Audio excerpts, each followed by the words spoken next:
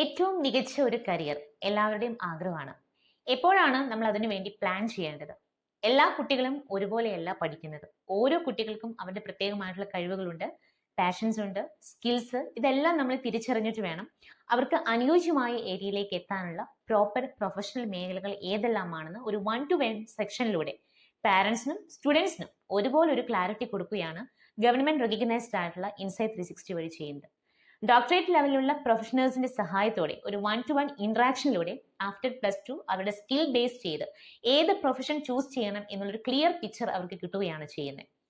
ശരിക്കും പറഞ്ഞാൽ ഒരു സ്കൂൾ എഡ്യൂക്കേഷൻ ടൈമിൽ തന്നെ ഞാൻ ഏത് കരിയറിൽ എത്തിച്ചേരാൻ വേണ്ടിയിട്ടാണ് ഈ ഒരു സ്കൂൾ എഡ്യൂക്കേഷൻ അല്ലെങ്കിൽ അതിനുശേഷമുള്ള ഒരു higher secondary education or college education ഞാൻ കണ്ടിന്യൂ ചെയ്യുന്നതെന്ന് നിർബന്ധമായിട്ടും ഒരു കരിയറിനെ ബേസ് ചെയ്ത് വേണം. നാം സെലക്ട് ചെയ്യാൻ ഒരു കരിയറിൽ എത്താൻ വേണ്ടിയിട്ട് ഏതെങ്കിലും ഒരു കോഴ്സ് പഠിക്കുക എന്നത് പറഞ്ഞാൽ ഏകദേശം ഒരു 5 മുതൽ അല്ലെങ്കിൽ ഒരു 10 വർഷക്കാലം നിങ്ങൾ ഒരു ഡിഗ്രി കോഴ്സുകൾ ഉൾപ്പെടെ പഠിച്ചാൽ മാത്രമാണ് ഒരു കരിയറിലേക്ക് നിങ്ങൾക്ക് എത്താൻ സാധിക്കുക. എന്നാൽ ഈ ഒരു പഠനത്തിലൂടെ എത്തുന്നത് നമുക്ക് ഇഷ്ടമില്ലാത്ത ഒരു കരിയർ ആണെങ്കിൽ 5 to 10 ഇയേഴ്സ് ഉള്ള പഠനം എന്ന് പറയുന്നത് എത്രയധികം ഹൊറിബിൾ ആയിരിക്കും എന്ന് നാം ഒന്ന് ചിന്തിക്കുന്നത് വളരെ നല്ലതാണ്.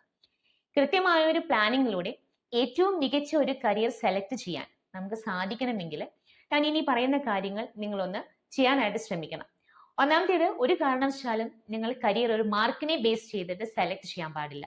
എനിക്ക് ഇത്ര മാർക്കാണ് 10ാം ക്ലാസ്സിൽ കിട്ടിയത്, +2 ഇത്ര മാർക്ക് കിട്ടി, അതുകൊണ്ട് ഞാൻ ഇന്നൊരു കോഴ്സിലേക്ക് പോകുന്നു എന്ന് ഒരിക്കലും നിങ്ങൾ ചെയ്യാൻ പാടില്ല. രണ്ടാമതായിട്ട്, നമ്മുടെ ഫ്രണ്ട്സോ ഫാമിലിയോ പ്രഷർ നൽകുന്നതുകൊണ്ട് ഇന്ന കോഴ്സ് എടുത്തേക്കാം അല്ലെങ്കിൽ ഒരിക്കലും സെലക്ട് ചെയ്യാൻ പാടുള്ളതല്ല. മൂന്നാമത്തേത്, മറ്റൊരാൾക്ക് ഹൈ സാലറി ലഭിക്കുന്നത് കൊണ്ട് അവർക്ക് ഇന്ന ഒരു സ്റ്റാറ്റസ് കിട്ടുന്നതുകൊണ്ടും ആ സെയിം കരിയർ അല്ലെങ്കിൽ സെയിം ജോബ് ഞാൻ സെലക്ട് ചെയ്തേക്കാം.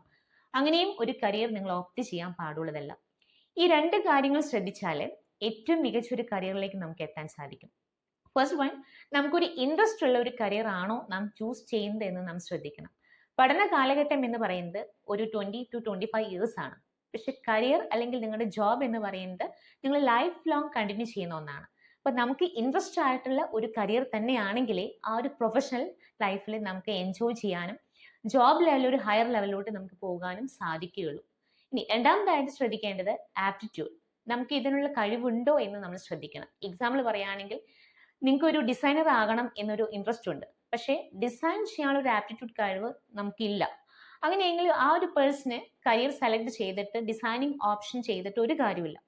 ഒരിക്കലും നമുക്ക് അതിൽ പെർഫോം ചെയ്യാനോ വിൻ ചെയ്യാനോ സാധിക്കത്തില്ല. അപ്പോൾ ഇൻട്രസ്റ്റിനോടൊപ്പം നമ്മുടെ ആപ്റ്റിറ്റ്യൂഡും കൂടെ ആഡ് ചെയ്തിട്ട് വേണം ഒരു കരിയർ നാം സെലക്ട് ചെയ്യാൻ.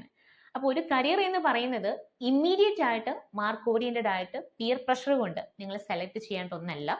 പകരം നമ്മുടെ ഇൻട്രസ്റ്റും ആപ്റ്റിറ്റ്യൂഡും സ്കിൽസും എല്ലാം മെർജ് ചെയ്തുകൊണ്ട് സെറ്റ് ചെയ്ത് നിങ്ങൾ വിൻ ചെയ്യേണ്ട ഒന്നാണ്. ഇവിടെയാണ് ഇൻസൈറ്റ് 360 വഴി PhD ആൻഡ് ഡോക്ടറേറ്റ് ലെവലുള്ളവരുടെ സപ്പോർട്ട് നിങ്ങൾക്ക് ഒരു 1-to-1 സെക്ഷനിലൂടെ ലഭിക്കുന്നത്. ഇതിനായിട്ട് ഇപ്പോൾ തന്നെ നിങ്ങൾ ഒരു 1-to-1 സെക്ഷൻ സ്ലോട്ട് ബുക്ക് ചെയ്ത് നിങ്ങളുടെ കരിയറിലെ ഡൗട്ട്സ് ആൻഡ് കൺസേൺസ് ഇതെല്ലാം തന്നെ ക്ലിയർ ചെയ്ത് നിങ്ങളുടെ കരിയർ സേഫ് ആക്കൂ.